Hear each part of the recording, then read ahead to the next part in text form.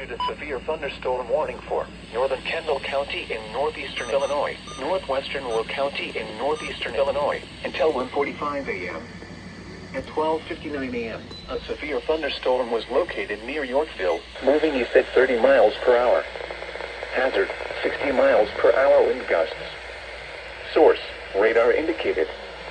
Impact, expect damage to roofs, siding, and trees.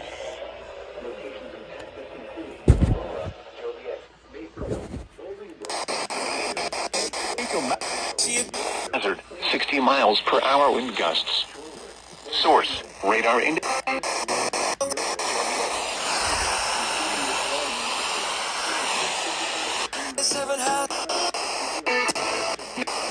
Bolingbrook, Romeoville, Plainfield, Oswego, Yorkville, Plano, Crest Hill, Montgomery, Shorewood. A room on the lowest floor of a building.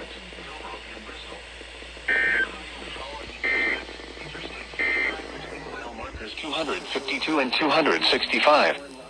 Interstate 80 between mile markers 129 and 132. For your protection, move to an interior room on the lowest floor of a building.